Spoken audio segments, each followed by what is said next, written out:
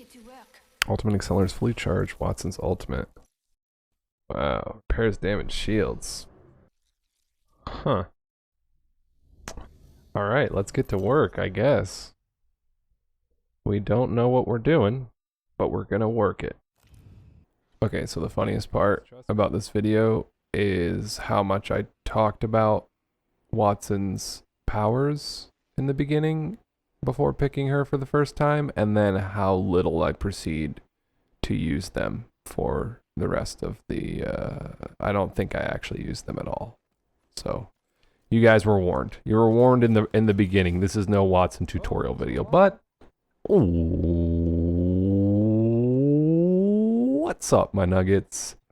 This is a video about video games. This is a MisterFantasmo video. That is me, and that's what we're going to do right now. So if you're here for that, then you have come to the right place. But like I said, actually it was kind of completely a random happenstance that enabled me to play Watson, or encouraged me to play Watson, I should say. I had enough currency, whatever currency you use to buy new characters, since Watson, I believe, is the newest character. I had enough currency to buy her, and I also had a quest. They have these daily quests that they've implemented into Apex now, that I guess I just feel like doing because I'm a quester by nature. It's a quest. It's a quest for fun. I'm gonna have fun, and you're gonna have fun. We're all gonna have so much fucking fun we'll need plastic surgery to remove our goddamn smiles. But one of them was to play 2 games as Watson. So not even win 2 games, just, or maybe it was actually play 1 game as Watson. Play 1 game as Watson. Just play 1 game. So basically use your currency on Watson. I can still unlock 1 more even. All right, we'll do it. Which I thought was a deliberate ploy just to get people to try out the new character. I don't know if everybody has the same daily quests or if you have different ones depending on the day, or just they're all randomly generated or something like that. But either way, we did jump in with Watson, and I did not, I mean, I basically just jumped in. It's almost like ordering the deluxe cheeseburger and then just asking for it plain. Just be like, I want the cheeseburger with everything on it, but I just don't want anything on it. Actually, you know what? Here's an even better one. It's like playing football, like the American football with the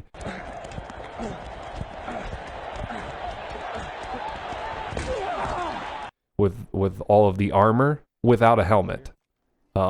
Because you're kind of just like not really playing the smartest. You're kind of vulnerable, more vulnerable than all the other players on the field, because I'm assuming they're wearing helmets, aka using their skills.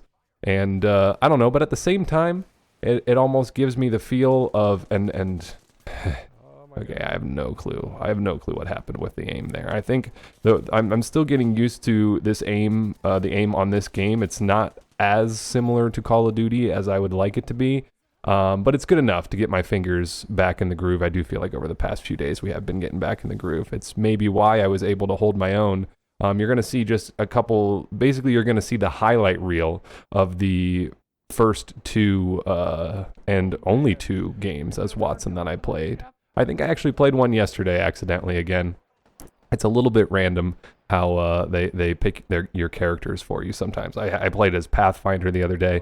But anyways, what I was going to try and say before I so rudely interrupted myself was that when you play with a character like this, or maybe as a character for the first time, where you maybe do use their powers but not as effectively and efficiently as you could, you're still kind of learning. It puts you in this weird, vulnerable state that I think almost it doesn't improve your tactical gameplay, because you're not able to use those powers to your advantage as well as, you know, maybe your 100th game playing with that character. But I do think there's something about your fundamental gameplay that has to that sort of comes alive more and gets turned on, where you're forced into just playing better with your gunplay. You're forced to kind of maybe playing a little bit more conservatively, but just because you don't have those powers to abuse. And now, of course, I'm thinking Octane and how I just run everywhere all the time now in Apex. But with Octane and with Watson, and even with Pathfinder the other day, there was this mindset that I had to put myself in, where it was like, all right, well, I don't really know what I'm doing with this character, but I know the fundamentals of the game. I know how to shoot a gun, and I know which guns work for me. So I'm still going to do that. And I think in doing that, there is a little bit of a hidden benefit. It's like good, bad, too soon to say kind of thing, you know? But the randomness of the attention that I've brought to randomness in the past couple days of my life kind of inspired this commentary in a lot of ways. And actually, because this the second game that you're going to see here, this is the first with Watson, was, like I said, kind of random in a way that I wasn't planning on playing her. I just wasn't paying attention during the character selection screen and forgot that I'd picked Watson in the last round, so they just gave me her again. But we actually ended up doing even better the second game than the first game, and I still didn't use any of the equipment. But then again, there's this other element of randomness where I had arguably one of, if not the best game of my Apex career the other night. I think I had like 2,500 damage and 13 kills or something like that, maybe 15 kills. It was absolutely incredible for me. I was so pleased with it. And then we were streaming, and then come to find out that because of this sort of odd thing that was happening at the time, we don't even know where it was stemming from. It wasn't stemming from my internet, but it could have been like OBS or Twitch or something. Some kind of, random glitch in the matrix just so happened to be occurring at that time, and basically that whole entire game, that one and the game before it, so there was just 2 games that this thing corrupted, but it corrupted this game to where there's actually, and that is 100% horrifying right there to come across that guy. He looked like the guy standing in the corner in the Blair Witch movie. Did you guys ever remember that?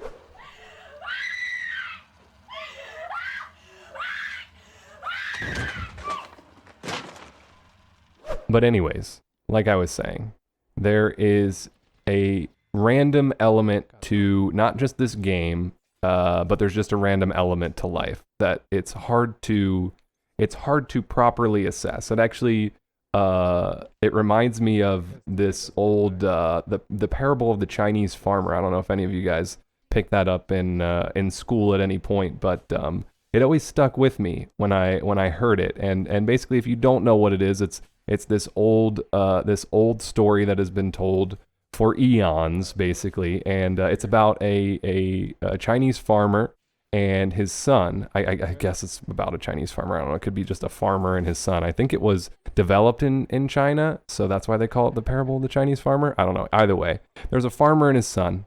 All right, we'll set the stage here, and the farmer and his son are. They have a farm, and they have a horse on this farm that helps them pull around their plow and do work for them, and it's a very important part of their farm's success. And then one day, the horse runs away, just seemingly out of nowhere. We'll call it just a random event that lured this horse away. And all the townspeople came over to the farmer and his son, and they came to their house and they said, "Oh my God, your horse ran away! Like, that's so horrible. What are you gonna do? Like, wow, that's such a bad thing to have happened to you." And the farmer says, "You know what? It might be bad. It might be good. It's too soon to tell. I think it's just too soon to tell." And they all just kind of like looked at him oddly and just kind of went along with their business, went back home. And then a few days later, the horse that had run away came back. And not only did it come back, but it also had brought with it some wild mares. It had lured some other horses back to the farm with it. So now the farm actually had 4 times as many horses as it did before the horse had left. And so again, all the village people come over to the farmer's house, and they're like, "Oh my goodness, this is such great news for you guys. Like, you have more horses. You'll be able to do more farm work. This is just all around great success and great news." And the farmer looks at the people again, much to their dismay, and says, "You know what? It could be good. It could be bad. It's really just too soon to tell." And obviously, all the townspeople are now just getting irritated with the farmer. Like, "Okay, whatever you say. It's too soon to tell." But they're pretty sure it's good. And then the next day, the farmer's son, is trying to break in the mares because they are wild horses, and he ends up in the process of trying to break the horse in, he ends up breaking his leg. He gets thrown off the horse, and they have to call the doctor, and he has to get laid up in a bed with this cast and everything like that. And it's just, it seems to the townspeople who again come over that it's a horrible thing. And again, they go through the whole thing, good, bad, too soon to tell. The next day, the army comes in recruiting soldiers, able-bodied men for soldiers for the national army, and of course the son gets excluded from this, and he's not recruited into the army, and he's free, and I guess it just keeps going on. It can just keep going on forever. That's kind of what life is. It's all of the discovery and all of the novelty in life seems to come out of this random nature, this random process to life. And it's seemingly random. There might be a pattern to it, but for all I know, there are a lot of things that happen in my life that kind of seem to be random. In this game, in and outside of this game, actually another example of in this game, I talked about potentially having my best game of Apex and the recording being completely messed up on it. But then a couple games later, I was playing with Matt and Blev, and Blev decided to, through this random conversation again that we were having, it inspired Blev to play as Caustic. If you don't know who Caustic is in Apex, he's what we would determined as the oldest man in Apex, because we felt like Blev needed to play as the oldest man for some reason. I forget. It was so random that I forget why we ended on Caustic, but he ended up picking Caustic. And if you don't know, Blev also has a stream, and he has a whole mixer setup that he can basically use to change his voice. And he made his voice a little deeper, and literally for the whole game only talked in that voice and in Caustic catchphrases. And I mean, we didn't win the game, but I'm pretty sure that is my favorite game of Apex that I have ever experienced. If you want to go try to find it in the VODs, you can. If not, I think I might just post it pretty much as it is, maybe just chopped up a bit. Kill some of the dead air, but that game I couldn't even play. Me and Matt had points in that game where we just had to stop playing because we were laughing so incredibly hard. So there, it's weird. It's weird to try to assess life as it comes at you in these waves of seemingly good and bad. But it's also really cool, I think, to have randomness in your life. And I think a lot of people, this, of course, is me coming from primarily the Hearthstone gaming culture. Before we get back into Call of Duty, I do have to admit that I've been playing a lot of card wizard poker games recently. That's pretty much, I haven't, that's why we're getting into Apex, so I can work out the old man fingers that I have myself. But in the Hearthstone genre, in that subculture of gamers, there was a lot of emphasis on the randomness of certain cards that got put into Hearthstone, like add a random card to your hand. You could play a card and it would add a random card to your hand, and people were like, that's kind of weird. Or where you kill an opponent's minion and it has an effect where it'll summon a random legendary minion after you kill it, and people are like, wow, that has the potential to be really good and also really bad. And so there's a big random element to it. And everybody kind of seemed to be against that at first. And I'm glad that Blizzard has sort of stuck with it, and they've sort of implemented it in even better ways now, where the randomness isn't as game winning or losing as it was maybe in their initial concept of that idea. But I think what they were trying to take advantage of was this sort of principle that without randomness, we'd always find what we're looking for. And to me, at the end of the day, I don't think that that's a good thing, because there's discovery in randomness that I don't think is possible otherwise. And I could be wrong, but I do think that this sort of random element to life gives us just as much, if not more, than it takes from us. And so I don't know, that was pretty much like that was my shower thought that I had, where I was like, it's I wanted to, obviously all commentaries I've realized now have just been like pretty much mini brain dumps, as far as just this sort of avenue to empty out my thoughts and sort of straighten them out and re-ascertain what they actually, how I should actually implement them going on into my life. And I think that what I'm going to try to do with this newfound understanding, I guess, in a way, but at the same time, I've had this knowledge as just a piece of knowledge in my head for a while, but I haven't been able to turn it into wisdom through imparting it into my life in my own special way. But I think that now I'm going to try to use it to where not only when you get the short end of the stick in video games, but maybe just in life when something happens and it's seemingly random and it's seemingly horrible.